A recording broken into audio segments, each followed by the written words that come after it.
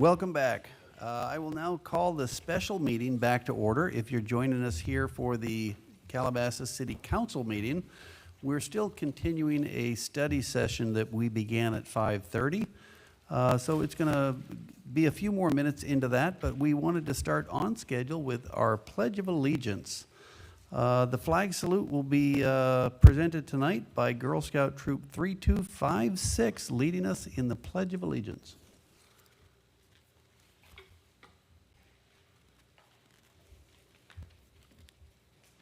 Good evening. May I please have your attention for our flag ceremony? Please stand for the presentation of our colors. Color guard attention. Color guard advance.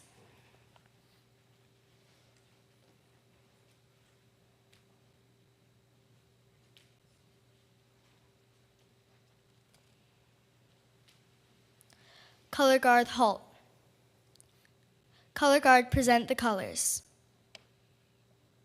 Please join us in saying the Pledge of Allegiance.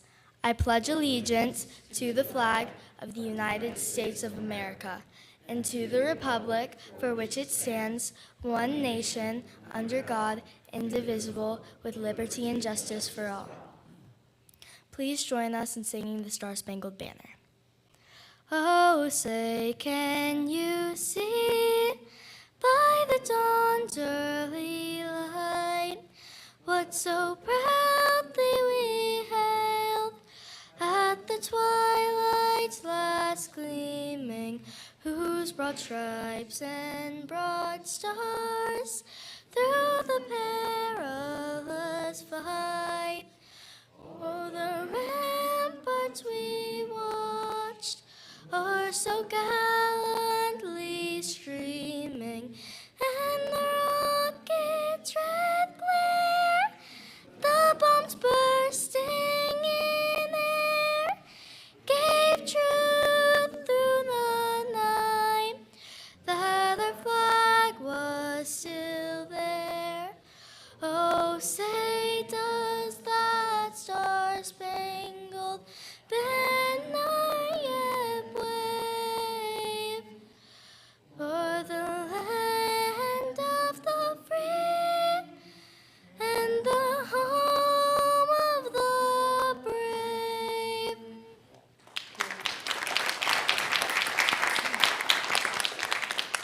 Color guard, post the colors.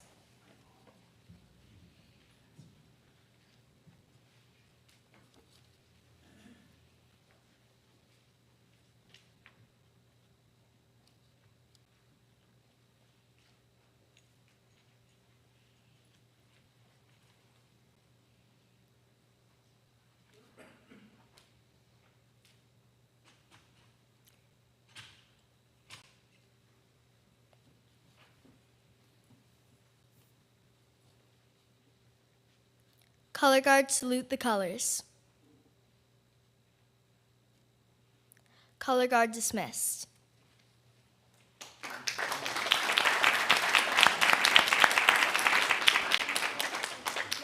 Can we get a picture with you guys?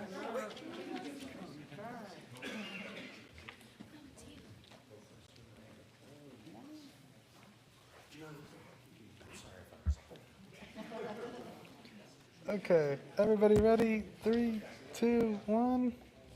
3, 2, 1. Awesome. Thank you, guys. Thank you.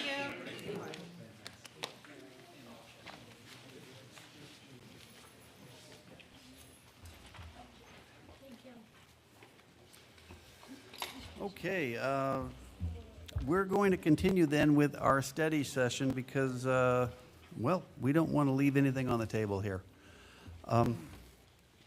We've heard from our council members, aside from myself, before the break. I'll try to be brief in my comments. You know, we did mention the deferred maintenance plan. That's near and dear to my heart. And when we talk about a sunset clause in a tax, I know that that's the first thing that would go in order to keep the city accumulating more money than we're spending. We need about $2 million to break even. and to become a healthy city to catch up to what we don't have in the bank right now, we're probably looking at $3 or $4 million a year in a combination of either revenues or expense cuts. I looked at employees, I looked at salary. In order to cut $2 million from our employees, we would literally have to remove 20% of our employees. 20%.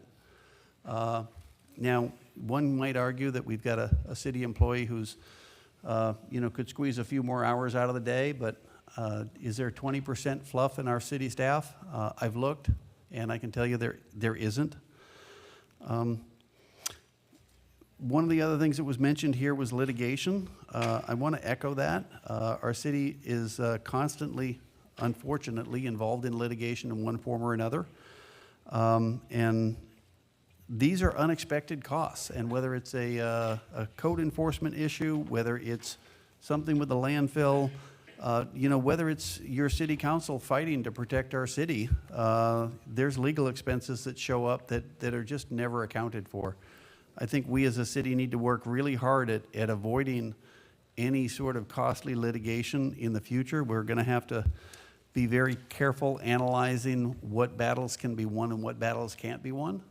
And I think we might find a little bit of savings there. Do I think we'll find $2 million a year? Not even close. There's been so many other great ideas here. I did want to share with everybody what I've heard is, obviously there's TOT, and a lot of people seem to be in favor of TOT. The transient occupancy tax would be added to our hotel beds. Most people buy online. All of those fees are now transparent, so people get to see those when they purchase their hotels. But I don't think it's a huge deal when somebody's picking a hotel when it's a 3% difference. I don't know about you, but when I'm picking a hotel, I'm looking at the hotel first, and if they're plus or minus 10, 20% from each other, I'm going to go with the one that's got the nicest swimming pool and the biggest rooms and the most amenities. So I think TOT is certainly an area we could explore.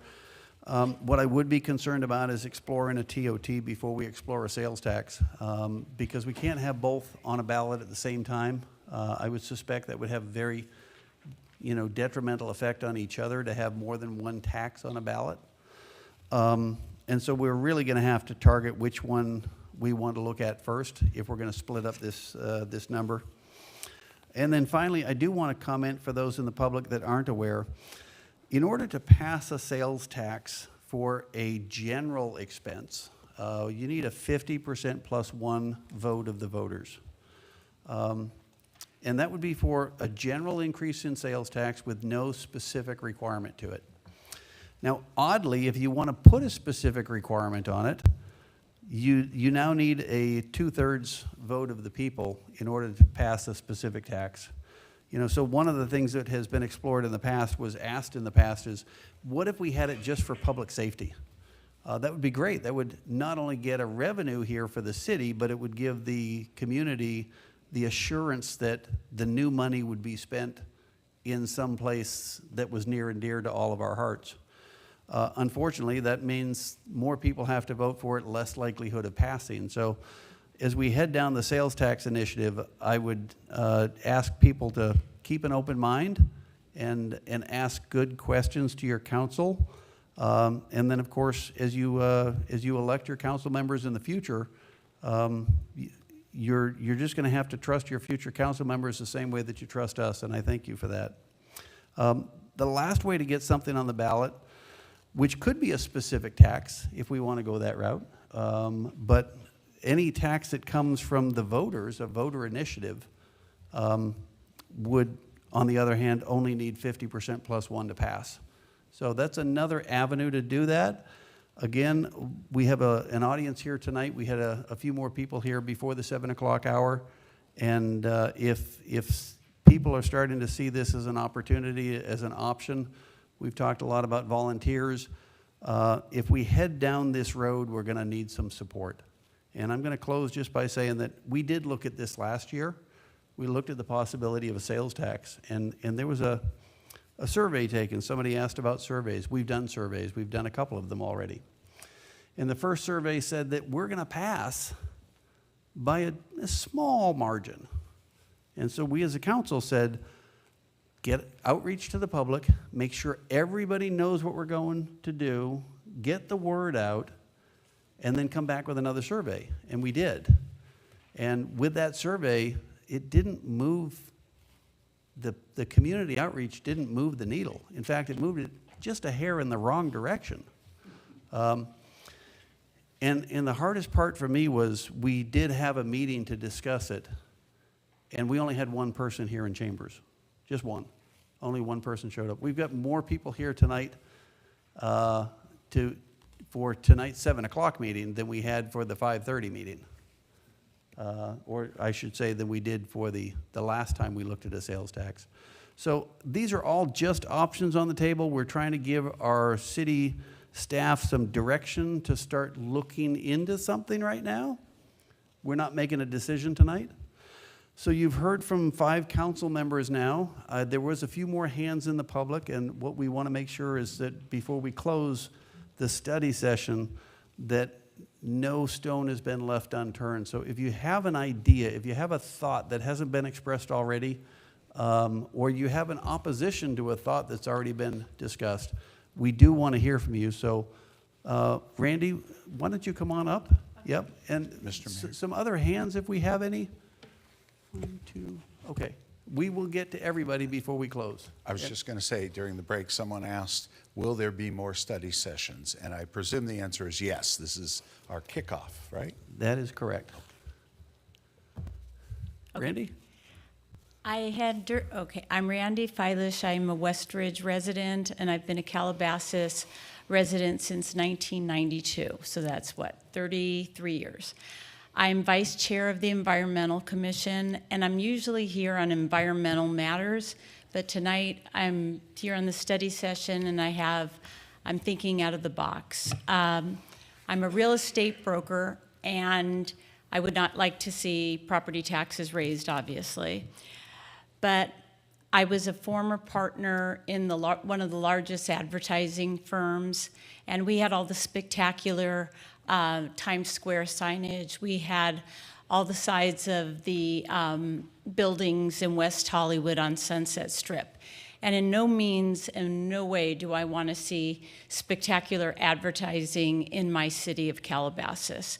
We are not West Hollywood. We are not the city of Inglewood. We are not New York City. And we all moved here to see, the mountains, the greenery, the open space. But with that being said, we brought a lot of revenue to cities. I opened the Commons with Caruso, and we brought all the advertising, all the kiosk advertising to the Commons in 1998. And from there, we, did Westlake, we did the Grove, we did all of it. I want you to think out of the box for revenue opportunities that might be tasteful, like such as pop-up events, like light pole advertising when you have the City of Calabasas Film Festival. These are all, or in the naming rights, sponsorships for the Founders Hall, or advertising perhaps on the City of Calabasas website, banner ads that don't really bring visual blight to our city, but they're revenue streams and revenue potentials to create revenue out of the box that's not at the expense of homeowners, that's not at the expense of residents. Other things you can think about is if you ever go to Caruso's Miramar Rosewood Hotel in Montecito. Most of the rooms, I think, are $2,000 a night. And you see a pop-up event for a luxury brand such as Gucci or Louis Vuitton, and they're just there for a short time. They get in, they get out, they spend a lot of money, and then you don't have the visual blight in our city of Calabasas. All of these are ways to think out of the box for, and it doesn't stop there. I would never want to see bus shelter advertising here or digital billboards in our city. I know we have some grandfathered in billboards here right at Parkway Calabasas. That's the Polachek's Perm. But those have been here before the city was the city. Those were incorporated when it was just unincorporated, when it was LA County. But if you do think about events such as, you're talking about when World Cup comes here or when the Olympics come to town, these are all special event opportunities for revenue. And that's it. All right, thank you. Okay. I had another hand back there. Hello, good evening. Thank you for extending and giving us the opportunity to speak. My name's Christine Cooper, and I wanted to get to something about Villa Verde, but before that, actually, I love what she just said, and it gave me a thought.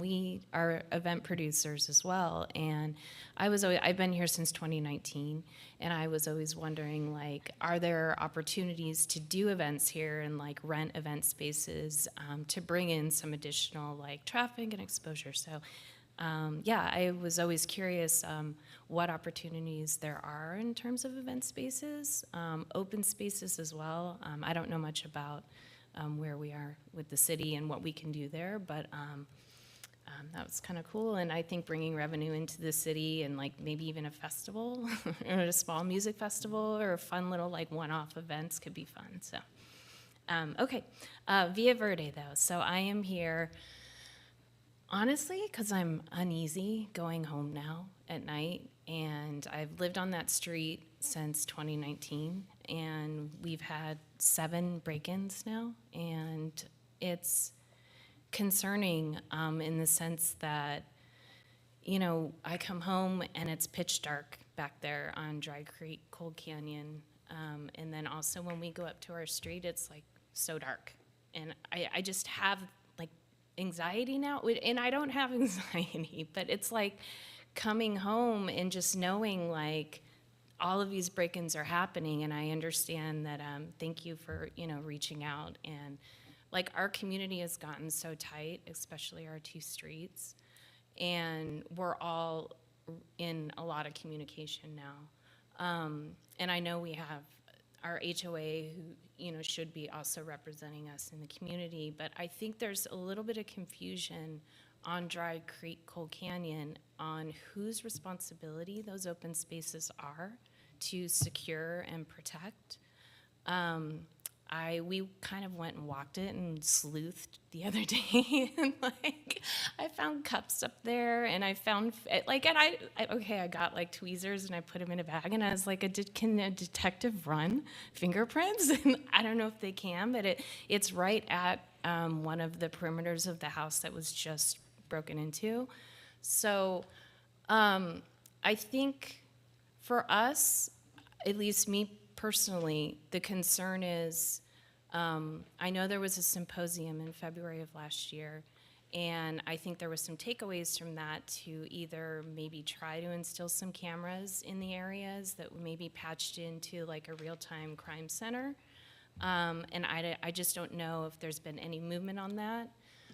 Also, just some additional lighting that it could at least, I know it's not foolproof, but lighting and certain things could really just help deter people. And I know we keep getting pushback on budget that there isn't a lot of money, but adding 1 extra patrol unit to that area doesn't just benefit Calabasas Park Estates. It's all the houses along Dry Creek, Cold Canyon. It's all the other communities in the area. There is 0 activity back there. These criminals know it. Our lack of response is giving them and setting a tone that that's why they keep coming back to our street, because they don't see any changes. They don't see any improvements. So I'm sorry I'm a little nervous. It's my first time speaking in front of a council, but I just really want to know, like, where is the priority with the city in terms of the robberies and the break-ins, because they're not going away. They're only increasing. And I think we're setting a tone as a city that, like, we're just sitting ducks, you know, and the areas aren't being secure. So, yeah, I would like to know, I think just real quick on the budget, since 2020, it was 4.8 million, and then we're increasing our spend with the sheriffs to 5.7, and that's almost $1 million increase. I'm looking around, I've been here since 2020, it feels the same. I don't see any new services, I don't see any enhancements to the areas for us that are concerning. And so I guess my one question would be, and maybe you can get back to me, and I had a statement, but I'm gonna email it to you guys so you can have it. The questions would be just, are there any new services that have been added to justify the increase that we're spending on the sheriff contracts? And is Dry Creek Coal Canyon, is that under city jurisdiction to secure? So thank you very much for your comments.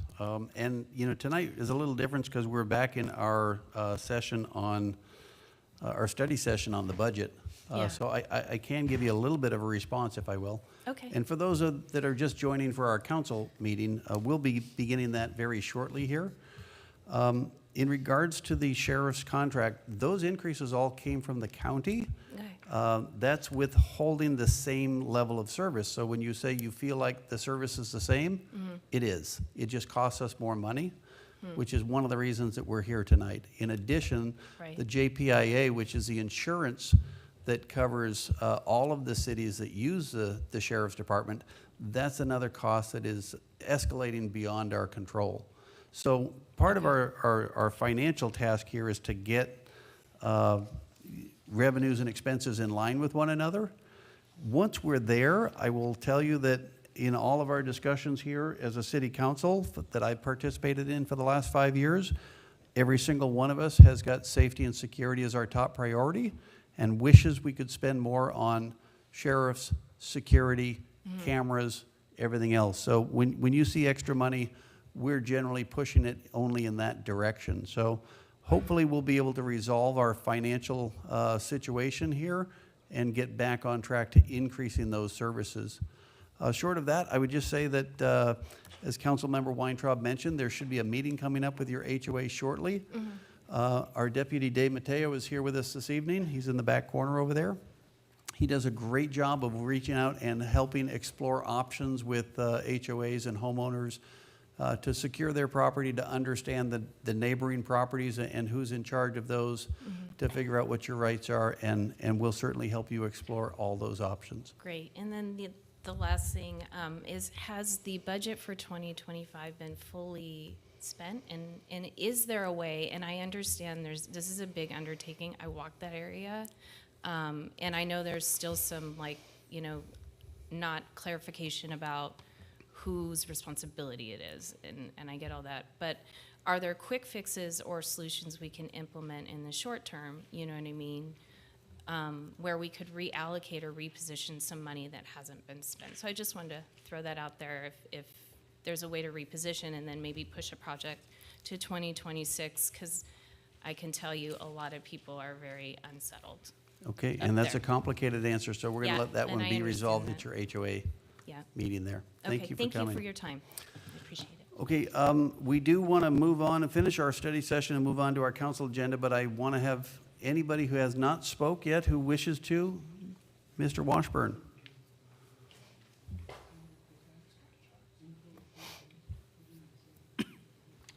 Hello, I'm Dennis Washburn. I'm almost a lifelong resident of Calabasas. And I'll make this short because, Kendon, what you did by inviting us all here tonight, it's kind of an offline assessment of what the creativity of the community might be able to offer. And you've heard a number of good ideas, and you have a lot of folks who want to volunteer. I'm going to suggest that we either have a charrette type of meeting of the community, the people who are interested, basically an ad hoc committee to address the issues, because I've got pages of stuff that I want to bring up, but it's not the appropriate time. But I think this is a great idea to bring the public, which we have, and folks are staying for your meeting. That's a good thing. And what we ought to do is literally, as you did earlier, invite us and set up the space. It might be better not to make it look like it's official and it's actionable, but it's in fact creative and inventive and free form.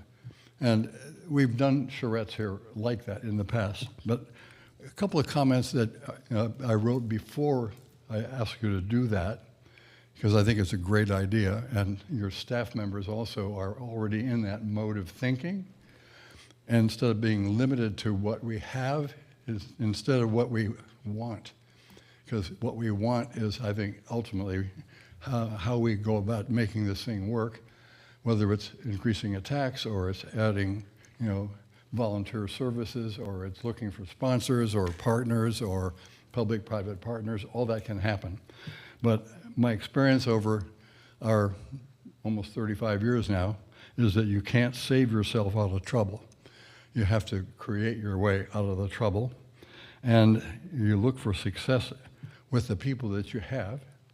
And we're a rich community in terms of creativity and initiative and stick-to-itiveness and all the things that you've talked about tonight. So I would strongly recommend we do that. And I talked with Scott about it. It ain't a blue ribbon committee. I don't want to deal with any kind of high-level stuff, but an ad hoc group that in the next 2 months gives you a means of actually helping to sell the idea of increasing the taxes, which we need to do. But why is, I think, valuable, and then we all become disciples of how to make that work in the community. So it is 50% plus one. So that's all a good thinking. And the other thing I would add is that in the end, it's not about the budget. Budget is money with intent, and the intent is the hard part. It's like, what's the vision? What's the necessity? And what is ultimately the means by which you mobilize your resources, the people here, to achieve that?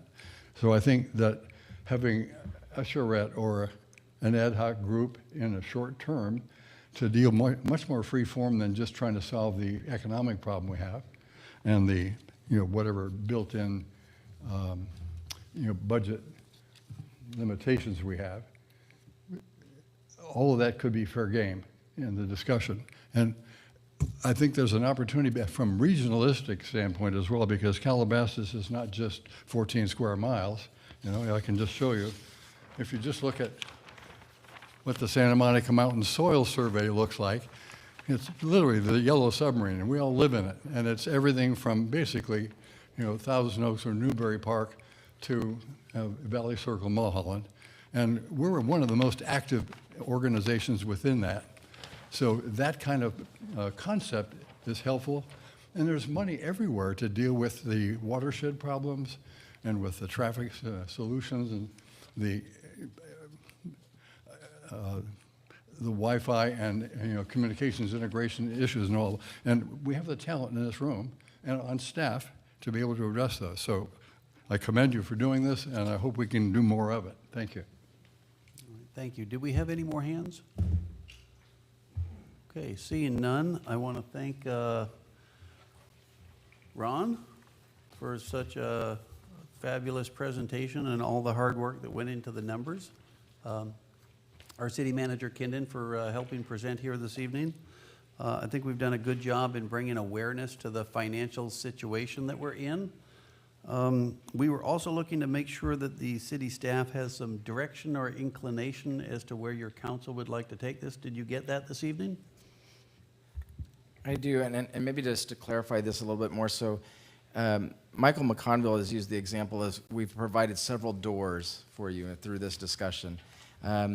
Where do you want us to spend our time? Which door do you want us to go through? And I think that would be a follow-up study session. So if the council says, we don't want to do a business tax, we don't want to do a parcel tax, we can check those off the list.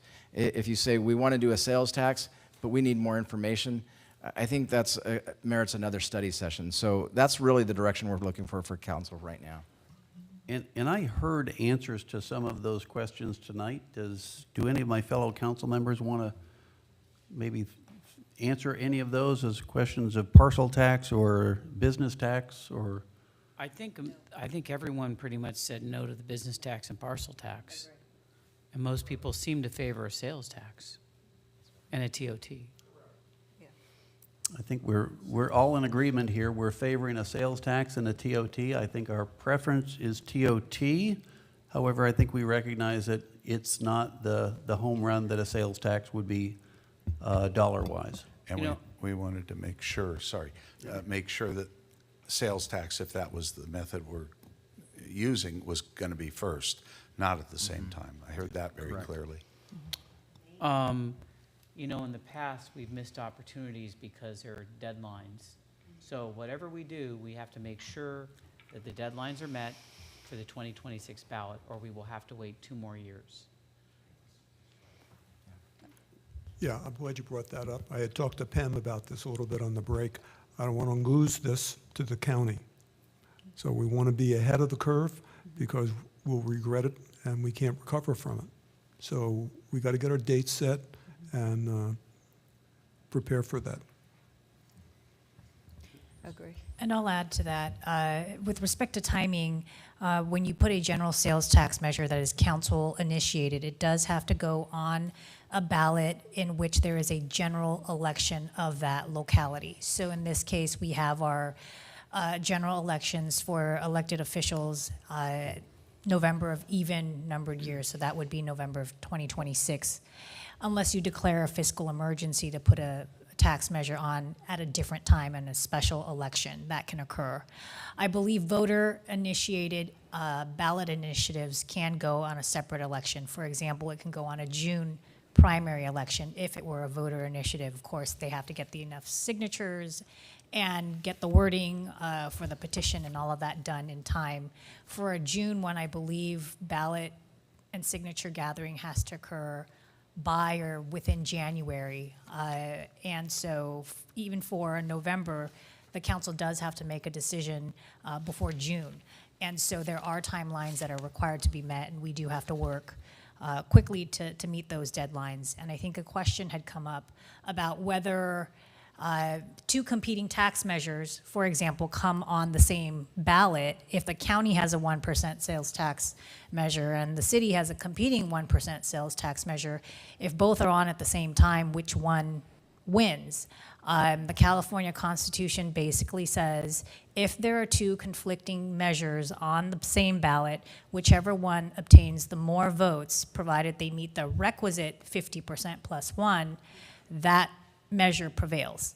So there would have to be more people voting for a sales tax measure for the city than for the county. Obviously, the countywide measure is countywide, but it's based on the jurisdiction. So the citizens of this city would have to vote in favor of the local city sales tax more than those that vote for the county. So what I'm hearing is time is of the essence, and I would ask our city staff then to come back to us with the full slate of options for a sales tax, including a fiscal emergency, a voter initiative, or a sales tax measure on the 2026 general election. Those are the 3 options for a sales tax that I'm hearing. So when you come back to us, would you come back to us quickly with a presentation? Give us some choices and some explanations. And what I'm hearing tonight from the public, both here at the microphone and in private conversations, even during our break, let's keep the public informed. So make that outreach as wide as you possibly can. Let people know what we're discussing and give them the opportunity to come here and talk again. And let's keep this moving so that we don't miss any deadlines if that's the way we choose to go. With that presentation, I'd like a flow chart or a timeline of every possible deadline, when the petition would have to be taken out, when it's due, how many signatures are needed for this or that, when the ballot statements are due, all of that thing, so we have a timeline, because we have missed opportunities in the past. Any other comments from council on this? Are we good to go? Is there a cost associated with this special election? And what would that cost be? Should be added to that list because that might defeat some of the purpose of having a special election. Absolutely. The cost of each of one of these avenues needs to be included as well, or the estimated cost. Thank you for speaking out, Mrs. Davis. With that, I think we are concluding then. I'm going to conclude and adjourn our special meeting and now call to order the regular meeting of the City Council, September 10th, 2025 meeting to order. For the record, all council members are still present. We're going to be back to our usual order, so if you'd like to provide public comment, please complete a speaker card and give it to our city clerk. Members of the public who need hearing assistance can request a device from the city clerk. We'll begin with the approval of our agenda. May I have a motion to approve the agenda? So moved. Moved by Councilmember Shapiro, seconded by Councilmember Albrecht. All those in favor? Aye. Aye. Motion carries 5-0. We begin our agenda tonight then with number one, the presentation from Wildan on Energy Services Company's services. Tonight, presenting will be Colton Gorman.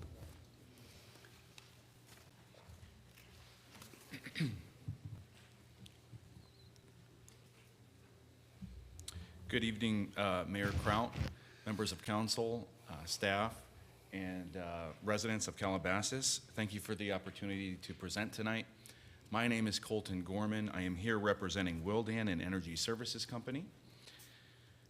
We specialize in helping municipalities like yourselves achieve sustainable, cost-effective energy solutions.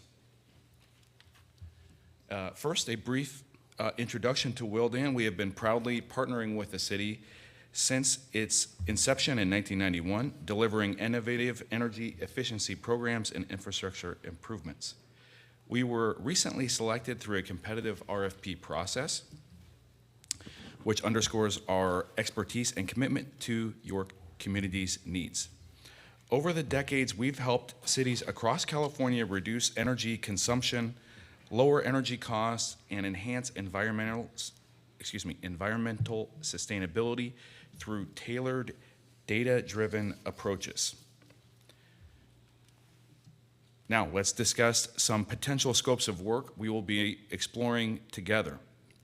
Based on our initial assessments, these could include upgrading the remaining lighting systems in public facilities to high-efficiency LEDs, optimizing HVAC systems for better performance and lower energy usage, implementing solar photovoltaic installations where feasible, battery energy storage options, and we also see opportunities for electric vehicle charging infrastructure to support Calabasas' green mobility goals. These scopes are all designed to align with your sustainability objectives, reduce greenhouse gas emissions, and deliver measurable financial savings. As experts in energy financing, Wildan excels at maximizing available funding sources to ensure all scopes of work are self-financing, with no net cost to the city. We leverage a comprehensive array of federal and state programs, such as the 40% IRA Reduction Act tax credits for solar, battery energy storage, and electric vehicle charging stations. The Carl Moyle grant for 50% of the EV charging stations funding when paired with solar. The EPA's Community Change and Climate Justice grants with $2 billion available and applications due soon. We leverage utility rate analysis for improved municipal revenue, low interest financing options including 0% on-bill financing through SCE, 1 to 3% CEC financing, loans 3 to 5%, green bonds, and tax municipal leases around 4.5%. Our proven track record ensures projects pay for themselves through energy savings, rebates, and revenue streams. Our working process is structured to ensure transparency minimal disruption, and guaranteed results. Right now, we're in the preliminary energy master planning phase. That's the very start of the chart there. This involves reviewing utility bills, site visits, stakeholder input to create comprehensive energy roadmap. Next, we'll move into our targeted investment grade audit, or IGA, which dives deeper into detailed engineering study. There's more cost-benefit analysis and precise savings projections. Finally, we'll present a turnkey construction contract handling everything from design, procurement, to installation and commissioning. The key here is our guaranteed energy savings. We'll commit to specific annual savings, and if we fall short, Willdan covers the difference, protecting the city's budget. To date, we've made a solid start in this collaboration. In the energy master planning phase, we've started analyzing the city's utility bills and started the solar and battery energy storage studies. We've also scheduled site assessments at key facilities like the City Hall here, the library, and community centers to gather baseline energy data, identifying quick win opportunities. We've also engaged with city staff to schedule a formal kickoff meeting to incorporate your priorities, ensuring our recommendations are practical and aligned with Calabasas' values. Looking ahead, the next steps are clear and actionable. Over the next coming weeks, we'll finalize the Energy Master Plan, present it to you for your review. From there, we'll transition to the IGA phase, that investment grade audit phase, aiming to complete that by early next year. We'll keep communication open, providing regular updates and incorporating any feedback. Ultimately, our goal is to deliver projects that not only pay for themselves, but also position Calabasas as a leader in sustainability. In closing, partnering with Willdan means investing in a brighter, more efficient future with proven results, no risk guarantees, and a track record for success. Thank you for your time and your consideration. I'm happy to answer any questions. Thank you very much for your presentation. And for members of the public, what we're looking at here is a program that will allow us to put in solar panels, upgrade to energy efficient HVAC and lighting, and with no money out of pocket, all of this will be paid for by grants and the future energy savings that we'll get from all of these things. And Willdan has packaged this all up into one giant bundle for us. And before I go to council member questions, I think it's appropriate if I could ask our assistant city manager. We've looked at more than one company. You want to give us a really quick history on how we got here and how we settled on Willdan? I think that's appropriate. Absolutely, Mayor. So as the council may recall, we were looking to sole source this project some time ago with another firm.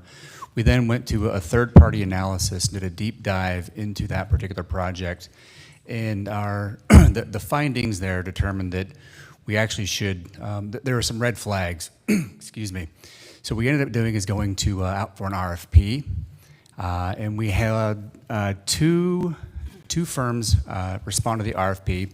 We interviewed those two firms, and Willdan won the award. So we have entered into an MOU with Willdan at this juncture, and we'll be back for full actionable process before the council in the coming months.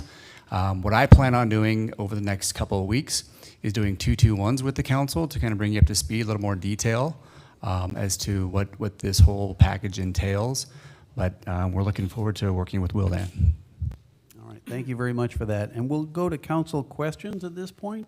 Council member Weintraub? I don't have any questions, but thank you for the presentation. Council member Bazagian? Thank you for the presentation. I also have no questions. I'm sorry, Mayor Pro Tem Bazagian. Council member Shapiro?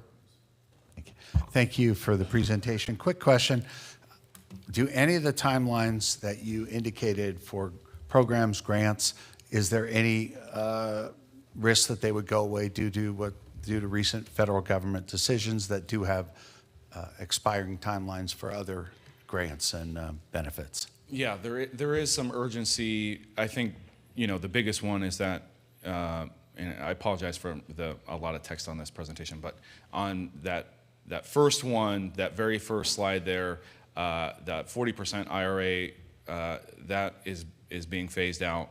The requirement as of now, as of today, that the city would need to be at like 5% construction. Again, depending on the array size, I think it's below or arrays above 1.5 megawatts. We anticipate that probably that the city won't have an array that big, but needs to be in construction by June of next year.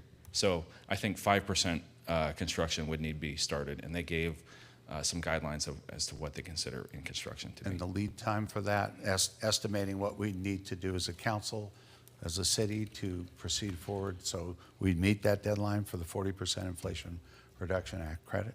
Yeah, we would probably have, I mean, ideally, the council would approve a construction contract by early next year. Thank you very much. Yeah. Councilmember Albrecht? Thank you, Mayor. Thank you for the presentation. I love the title, Energy Master Plan, from beginning to end. We'll take care of it all.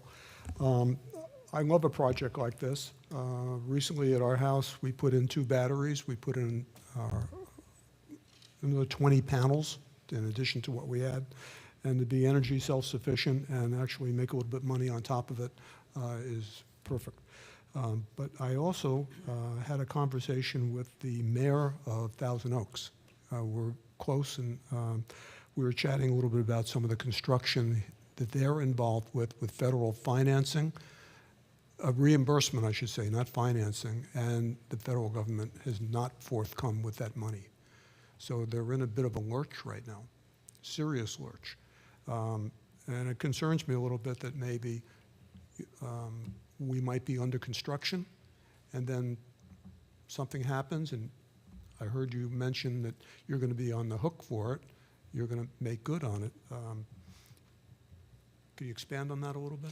Yeah, so so when we work with cities and school districts, we usually recommend them working with a tax attorney. They, the city will actually file taxes and receive a direct payment for their ITC tax credit. That was part of the Inflation Reduction Act. So far, the tax attorneys that we recommend say that they've had good experiences that cities are being paid for their ITC tax credit. It depends on the method of financing. I don't want to get too far in the weeds, but if you're using tax-exempt financing, they take a little bit of a haircut on that 30 or 40%. So instead of, let's say it's the base 30%, if you're using tax-exempt financing, it'll be at 25.5%. And Well, that may that be a seems to little be your responsibility, as you've mentioned, but I'd hate to see us be in the lurch in the middle of something, and suddenly, we're not going to move forward on it. So I agree. if you- Yeah, it's a little bit in flux. Like I said, we have confidence that so far all of our clients to date have been receiving their ITC tax credit. Okay, we'll stay on that. Thank you. And I just want to ask a clarifying question, because I think this Q&A is misled something. The program with Wildan is that if we don't meet the energy savings that we had projected, that you had projected, that Wildan will cover the difference. Right. But if we don't qualify for a particular rebate or a program, then the construction scope will be adjusted downward to fit that dollar figure. Is that correct? Yeah, there are several options. I mean, we can't guarantee what the federal government could pay. We can adjust our energy savings to accommodate any scope of work that the city chooses to move forward with, though. Okay. So if something were to happen with the ITC tax credit, again, it looks like we're following closely the changes in the OBBBA Act, and those were recent. Those came out, I think, late August. So as of late August, getting that clarification from the One Big Beautiful Bill Act, that's where we stand. That it needs to be in that all ITC tax credit payments will be made up until that June, I think it's June 5th date. And that's, again, for solar sizes over 1.5 megawatts. And again, we're a little in the weeds there, but we feel confident, the city. if the city's willing to, can meet that goal. Great. Are there any members of the public wishing to speak on this item? Seeing none, I'll thank you for your presentation and look forward to seeing you at the next presentation. Thank you, Mayor Kraut. Appreciate you. Thank you. Okay, we're moving on to our Sheriff's Crime Report. Presenting tonight, Deputy De Mateo.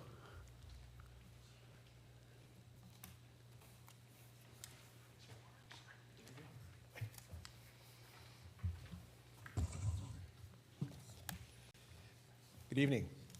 Hi, sir. I have my name is Deputy DiMatteo, the Los Angeles Sheriff Station. I am presenting the crime report for the month of July, 2025. For this crime report, we did have 4 residential burglaries. This is a hot topic, has been for the past couple of years, and my services are always available to speak at HOAs to help harden homes for this specific purpose. 2 of these burglaries occurred to homes that backed up to open space. One in the Calabasas Park area and the other in the Mulholland Heights area. The other 2 burglaries occurred in the Calabasas Plaza and the apartment complex at Malibu Canyon. We had 7 vehicle burglaries, 2 thefts from unlocked vehicles, and 6 grand thefts. These grand thefts were generated from copper wire thefts along Mulholland Highway. Good news, though. This vehicle, or the vehicle used in these thefts, was identified via flock, and the suspects were arrested the following month. We did have 2 petty thefts and 1 stolen car, and to end it, we did have a robbery. This incident took place at the Home Consignment Center down the street. 5 suspects entered the location, smashed the jewelry display, and stole approximately $130,000 worth of jewelry. As the suspects fled the location, 2 of them, for whatever reason, tried to steal a purse from an elderly woman in the parking lot. They were unsuccessful. She was a resilient lady. The vehicle used in this robbery was stolen, and the case is being investigated by the Major Crimes Unit. That's my crime report for July. Any questions, comments, or concerns? Councilmember Albert, would you like to ask any questions? I will, thank you. That's pretty amazing, it's crazy. Some people. Crazy. It just gets crazier all the time. My questions really were, thank you for all the work you do in the service. I did have a point of view about the e-bikes, and I was very concerned at the beginning of the summer, around the end of April, the kids were starting to warm up, they're getting itchy, for summer school, and it was getting a little nuts. I could sense it, but all the J-Team's work at school really paid off. I've got to compliment the Sheriff's Department, your service. I didn't see very many at all. They used to come down Paul Revere, 2 and 3 at a time, down the middle of the street, and zigzag on the sidewalks. It was very, very bad, but really, it was fantastic. So great work on that. I have a thought about, just want to talk about flock for a minute, the cameras. Now that we're so deep into it, I was hoping that maybe we could add a report in some way on the crime report, where flock has been successful or some of the progress it's made, some kind of analysis, if that's something that can be arranged. It's something I can mention, absolutely, and see what we can do. Okay, thank you. That's all I have. Yeah. Councilmember Shapiro? Thank you very much for all you do and everyone at the station does. And you've already heard tonight concerns by residents. I know you'll meet with their HOAs and provide them as much help as they possibly can receive. So thank you for your continued work. Thank you. Thank you. Councilmember Weintraub? Thank you for everything that you do, and for anyone watching tonight, I hope that everyone understands that when we receive emails and calls about burglaries, we respond immediately to try to meet with the affected communities and loop in the sheriff right away. So just wanted to make that clear. Mayor Pro Tem? Couple things. I continue to be concerned about the fact that going over this flow chart, that residential burglaries are double what they were a few years ago, and they don't seem to be abating at all this year. It's pretty much what we had last year, which is one of the reasons I don't want to reduce our sheriff's department budget, because even though the prices have gone up, I can't see us going backwards and creating more opportunities for criminals to commit crimes here. I know I've mentioned this in the past, but if you could pass along again, I really do miss some of the summaries, because sometimes there's an incident, like a serious incident like you described at the consignment store. I mean, that's not only a huge loss for the consignment store, it's also someone who's been physically assaulted outside the consignment store. And there's just the lack of detail really, I think it raises a lot of questions. Like, people hear that and they wonder, you know, a little more information would be nice. I did want to ask you one question about that one, though, if you know. Do you know if that was an after hours like break-in, or was that during daylight hours, or what? It was during business hours, sir. Oh, it was during business hours? Yes. Okay. Okay. Thank you. And I'll start off my question with a quick anecdote here. The city manager and I did meet with Captain Carr on Monday and had a great conversation about the hot points of the city of Calabasas, and we did mention street racing on Mulholland. We mentioned the traffic at the high school, and ways that our sheriff's department can help, you know, kind of focus on a lot of these little hot points. We talked a lot about sheriff's presence in the community and just visually seeing, you know, more cars and just knowing that you're there and the deterrent that that creates. And we also talked about the open space burglaries and your presence there.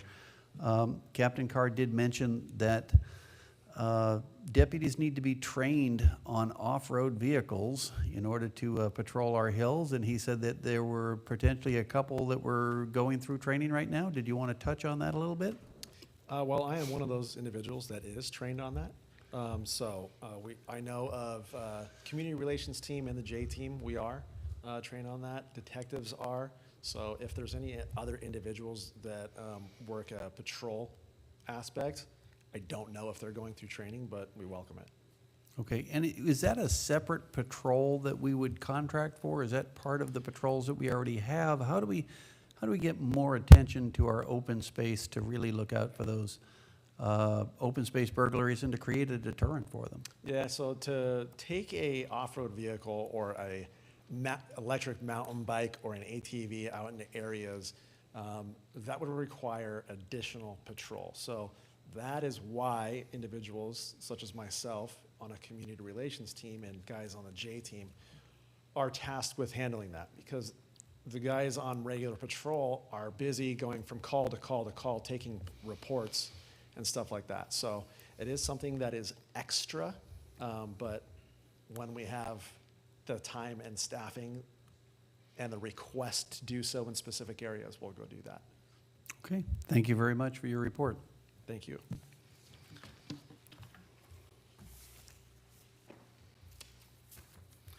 Okay, we're now moving on to council announcements. Are there any council announcements tonight? I'll begin with Councilmember Albrecht. Thank you, Mayor. I do have a couple, one that I'm very excited about, but I'll lead with the Calabasas Community Wildfire Protection Plan Public Workshop that's taking place. There's 2 nights. It's Wednesday, September 17th, and this is going to be held at the Calabasas Community Center, our beautiful new building, between 6 and 7:30. You have to fill out, and we would request to have a survey filled out. We're doing everything we can to hear from the public and their comments and how they feel about public safety and improvements that can be made. So Wednesday, September 17th, Calabasas Community Center, and then Thursday, September 25th, in this room, same time, council chambers, 6 to 7:30, and that'll be a great event.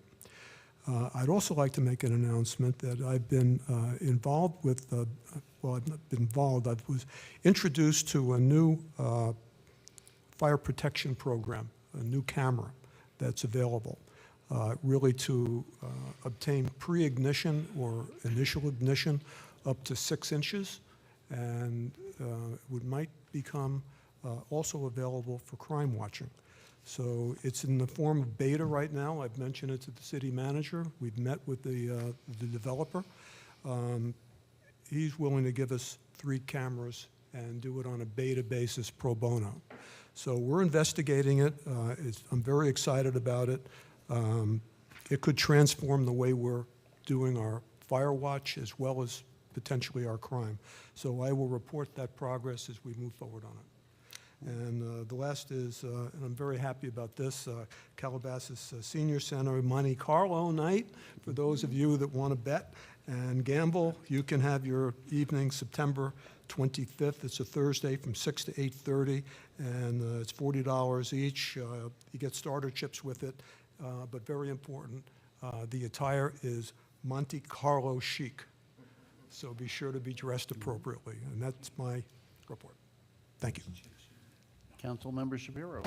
Thank you very much. And I hate to, but I know one of my colleagues, I'm sure at least, will bring this up as well. I start tonight with on a somber note and mentioning the tragic loss of life again to, in my mind, senseless gun violence.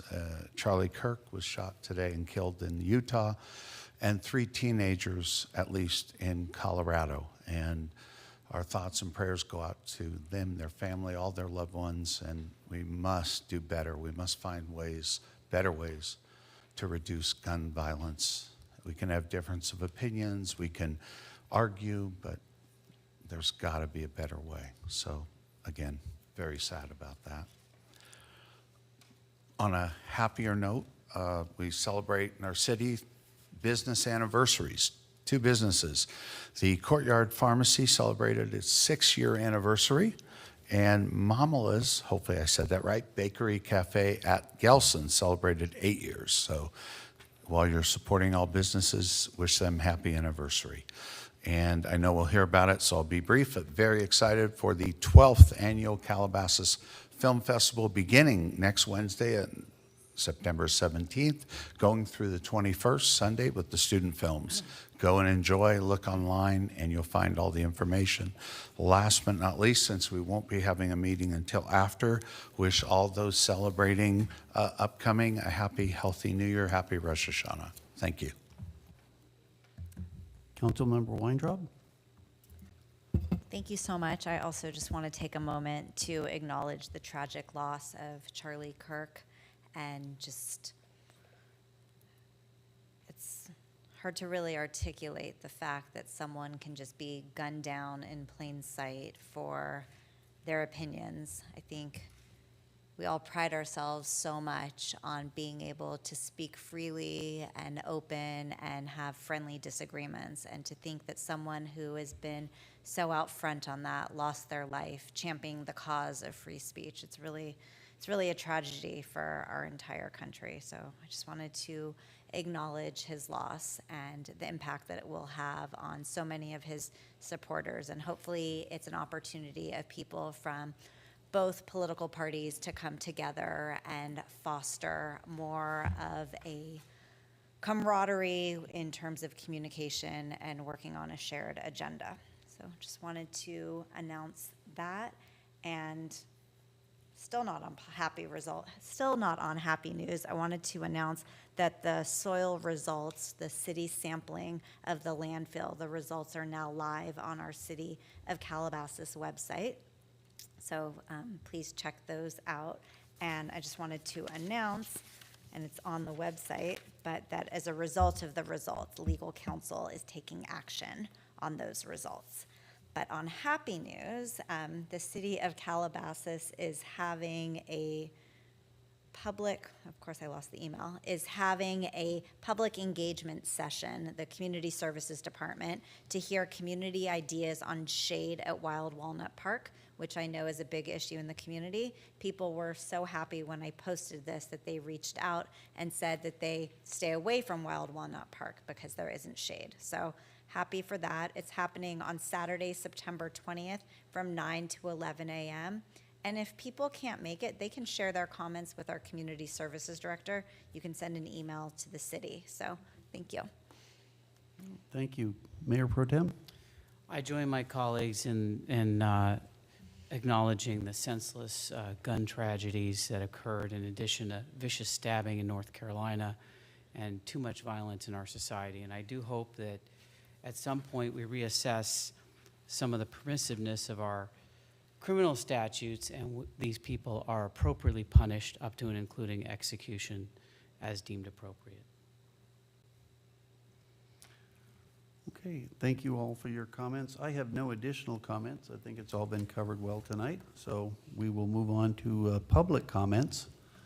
Now is the time for the general public to comment on items that are not on the agenda. Each speaker will be asked to state their name and city that they live in and will be allowed 3 minutes to address the city council on items within the subject matter jurisdiction of the council.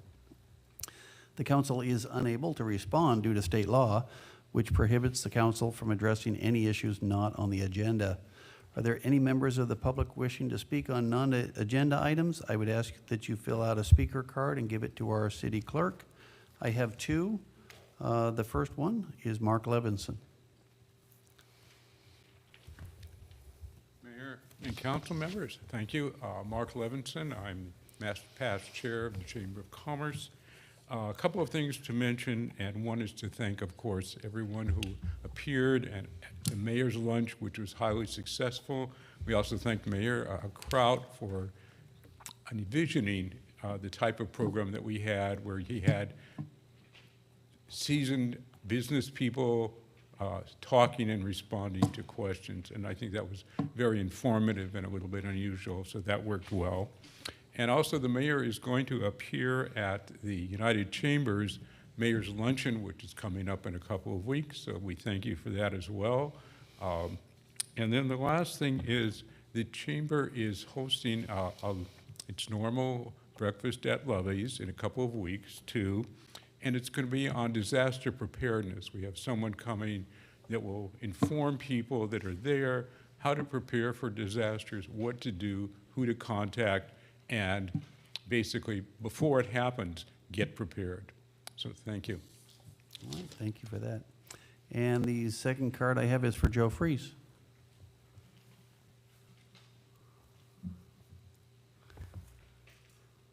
Good evening, council members. My name is Joe Fries with the Calabasas Film Festival. I'm going to read because my daughter wrote me a script. She says I'm too verbose. I'm excited to share what's ahead next week at the city-sponsored Calabasas Film Festival as we celebrate our 12th year. For 5 days, we'll be bringing incredible films, filmmakers, and celebrations right here to our community. We start Wednesday, September the 17th, with our opening night cocktail party presented by Poppy Bank at Superba Food Plus Bread. Then the big kickoff, two amazing films, Hedda, starring Tessa Thompson, or Blue Moon from Sony Pictures Classics. Both are followed by an after party at the Mulholland Restaurant, so the energy starts strong right out of the gate. Thursday, September the 18th, is all about choices and connection. We've got a VIP cocktail party at Porta Via, then three powerful films at the Regency: Sovereign, The Best You Can, and Scarlett Johansson's debut as the director, Eleanor the Great. Filmmakers will be here for Q&As, and the night ends with everyone together outdoors in our very own City Hall courtyard. On Friday the 19th, Cadillac of Calabasas hosts a VIP reception at Marmalade Cafe, leading into the John Candy documentary, I Like Me, a heartfelt film about the beloved comedian with the filmmakers in attendance. The evening wraps up with a party at the Calabasas Country Club. Then on Saturday, September the 20th, our big community day, we showcase short films all afternoon at the Regency, including a special block from the Alliance of Women Directors. That night, we celebrate with something truly unique, an outdoor anniversary screening of The Sixth Sense at the Calabasas Tennis and Swim Center. We'll start with a sunset cocktail party on the tennis deck and then watch this iconic film together under the stars. And then Sunday, we have our noted student film festival, which is always so well attended. This festival is more than movies. It is a celebration of the city of Calabasas. It brings our community together, spotlights local businesses, and welcomes incredible talent to our city. We can't wait to share this year's lineup, and we invite you all to join us for an unforgettable festival. Thank you. Thank you, Joe, and we're going to take you up on that. You're going to find a quorum of your city council members and half of your city staff there to enjoy the night with you. I hope to see you all there. All right. Madam Clerk, any other comment cards? No, seeing none, we'll move on. We're moving on then to the consent calendar. Do any of my colleagues wish to pull any items from the consent calendar? No, seeing none. Can I get a motion to approve the consent calendar? Second. Moved by Councilmember Albrecht, seconded by Councilmember Shapiro. All those in favor? Aye. Aye. Motion carries 5-0.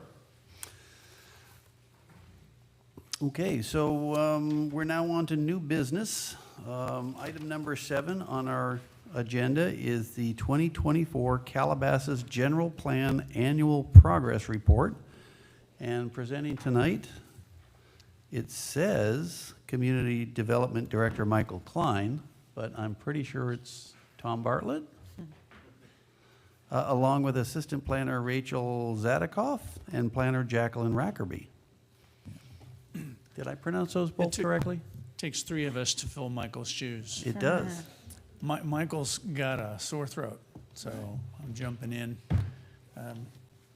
I'll do my best to fake you out. The report's going to be given by Rachel and Jacqueline. Good evening, City Council members and Mayor. Tonight, Jacqueline and I will be providing an overview of the General Plan Annual Progress Report for 2024. So the reason that the City Council is reviewing this report tonight is because Section 65400 of the California State Government Code requires a legislative body to review and accept a General Plan Annual Progress Report on the status of the General Plan and progress towards implementing its goals and policies. And it also provides local legislative bodies and the public with information regarding the implementation of the General Plan in the city. Additionally, Calabasas Municipal Code Section 2.28.040 stipulates that the Planning Commission shall render an annual report to the City Council on the status of the General Plan and progress in its application, consistent with state law. And on August 21st, 2025, the Planning Commission moved to receive and file the report and to direct staff to forward the 2024 General Plan Annual Progress Report to the City Council with several edits. So the reporting requirements for the Annual Progress Report include 1, to submit the annual report on the status of the city's general plan to the Governor's Office of Land Use and Climate Innovation, or LCI, and to the California Department of Housing and Community Development, or HCD. 2, we must present the annual progress report to the local legislative body for its review and acceptance prior to submission to LCI and HCD. And 3, we must provide information on the city's progress towards implementation. So to provide a little bit of background on the city's general plan, the city's first general plan was adopted in 1995. And then in 1998, the city's first development code was adopted. And then in 2008, the City Council adopted the 2030 General Plan, which completely replaced the prior general plan. And the 2030 General Plan includes mandatory elements, which are land use, housing, open space, noise, circulation, safety, and conservation, as well as 4 voluntary elements, which are community design, parks and recreation, cultural resources, and services, infrastructure, and technology. And then in the recent years, there have been several updates to the general plan. In 2021, the final environmental impact report was adopted by the council. In 2022, the revised 2021 to 29 housing element was adopted, consistent with state law. And in 2023, the updated safety element, circulation element, and implementation chapter of the 2030 general plan was adopted, also consistent with state law. And looking ahead a little bit, the city plans to begin the process of updating the current general plan in the next few years by utilizing funding from the city's general plan maintenance fund, which is a fee that's currently charged with each planning and building and safety permit. So the general plan allows land use and policy decisions to be made within a comprehensive framework that emphasizes and promotes public health, safety, and quality of life for Calabasas residents. The annual progress report provides a list of actions taken by the city in order to implement the 7 mandatory elements of the general plan during the 2024 calendar year as required by LCI. The 7 mandatory elements are the land use element, the open space element, the conservation element, the housing element, noise element, circulation element, and safety element. And the comprehensive list of all actions taken, along with the applicable element and applicable policy number, is included within your packets within the report, which is provided as attachment A. And in addition to the general plan annual progress report, the city is also required to prepare a housing element annual progress report each year in order to report on the city's status and progress in implementing the housing element. This report also includes data on the city's progress towards meeting housing goals, including data on all housing development applications, building permits, and completed constructions. This report is filed and accepted by the City Council every year in accordance with Government Code Section 65400. And the housing element annual progress report for 2024, which was reported to the Council earlier this year, demonstrated the following. 99 new housing units were entitled in 2024. 16 new housing units were issued building permits in 2024. And for the 2021 to 2029 housing element cycle in total, the city has 313 units remaining to be built, which really means to be issued building permits in order to meet the city's regional housing needs allocation or RENA goals. In March 2025, the city submitted the housing element to APR to HCD and LCI in order to demonstrate the city's progress towards meeting those goals and to demonstrate compliance with applicable state laws. So with that, the recommended action is that the City Council receive and file the General Plan Annual Progress Report for 2024 and authorize staff to forward the report to the Governor's Office of Land Use and Climate Innovation, LCI, as well as to the Department of Housing and Community Development, HCD. Additionally, for next steps, we do plan to bring the general plan APR along with the housing element APR to the City Council annually in March of every year. Thank you, and we're available for questions. Thank you very much for that report. We'll go to council questions and comments. We'll begin with Mayor Pro Tem Bazagian. I'm not going to be able to vote for this for the simple reason that, in my view, the city is no longer bound by the housing element requirements.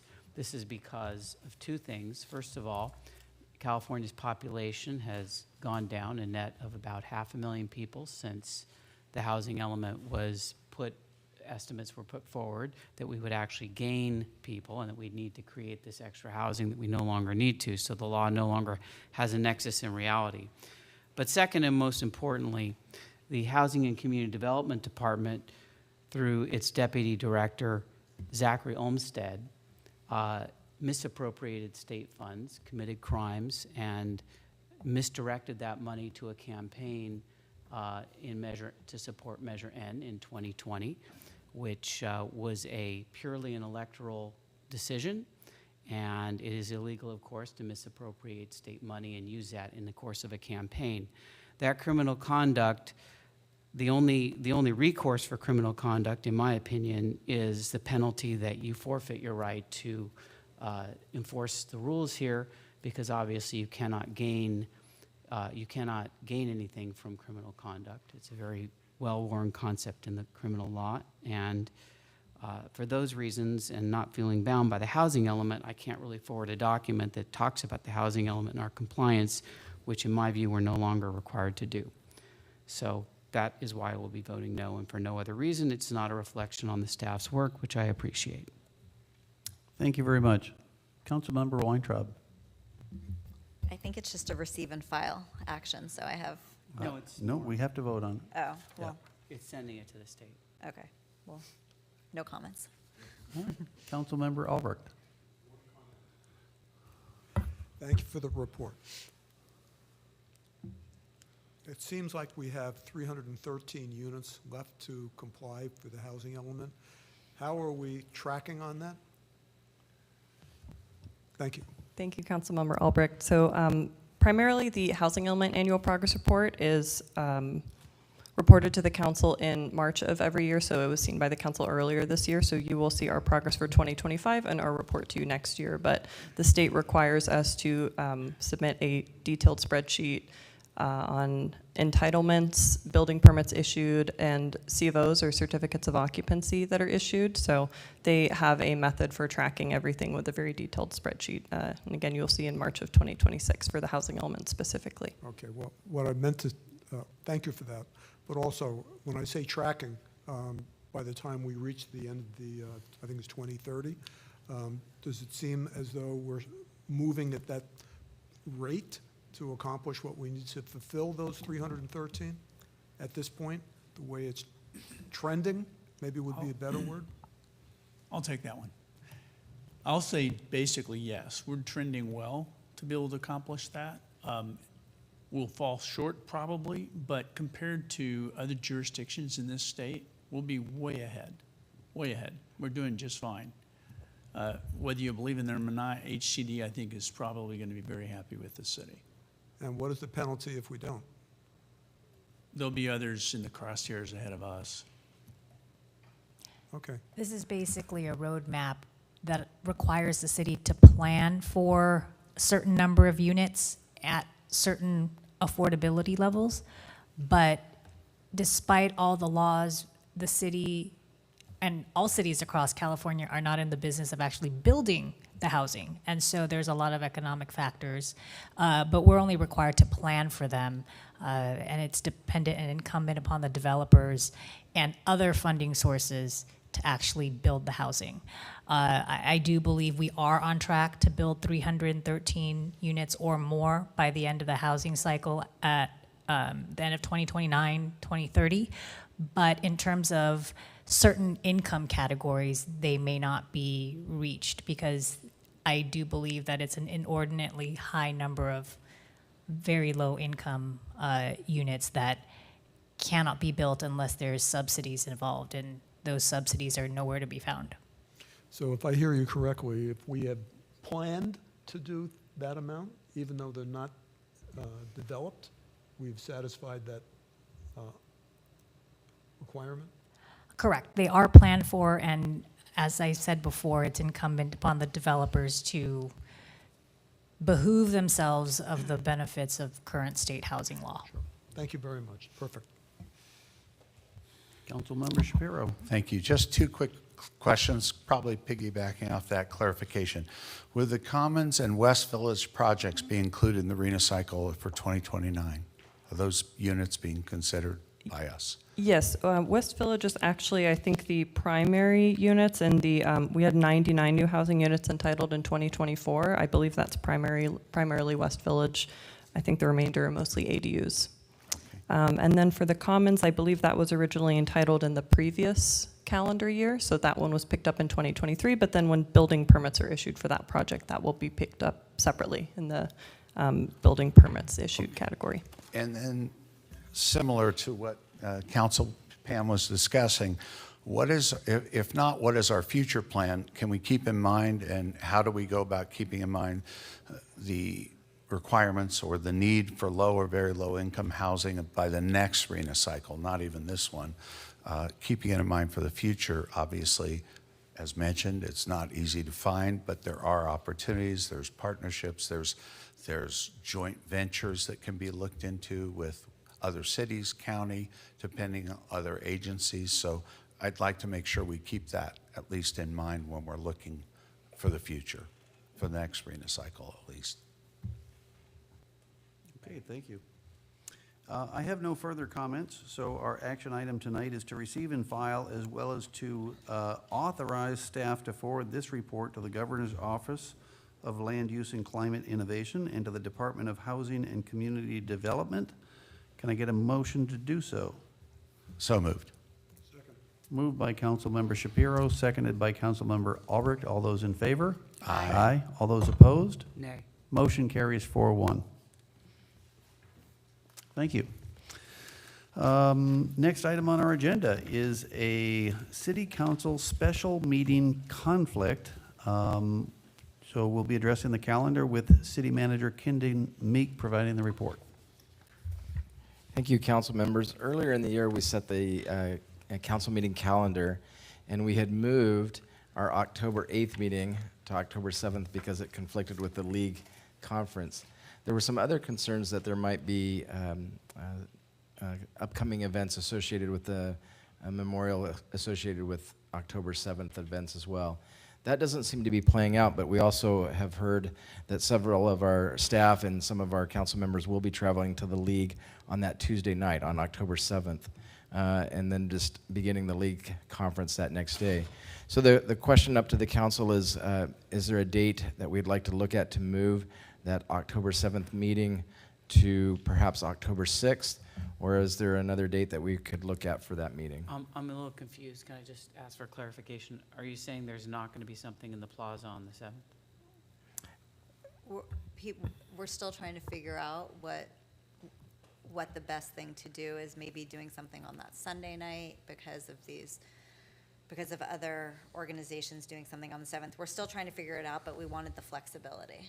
So you want it moved off the 7th? I wanted it, yes, Okay. moved off the 7th, and then, Yes. yes. Okay, well, and also we are Oh, going to the exactly. league, so Right. that's fine. I don't know why we scheduled it on the 7th, because we knew that people were going down to the league. I don't remember how that got to be. I can't remember why we chose the 7th either. So I think what- it was, So can we do Monday, What about the October 6th? 6th? Is that doable?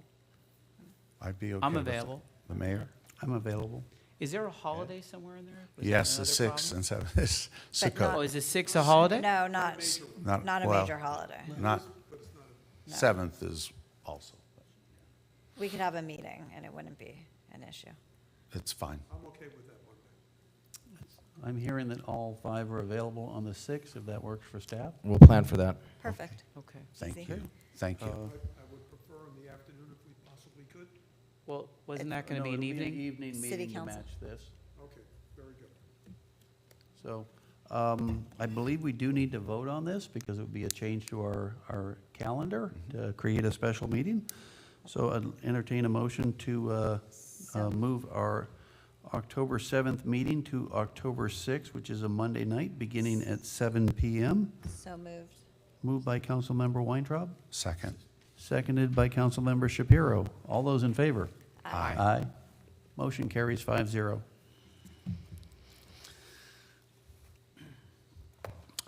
We are now on to oral reports. Does the council have anything to report? Councilmember Shapiro?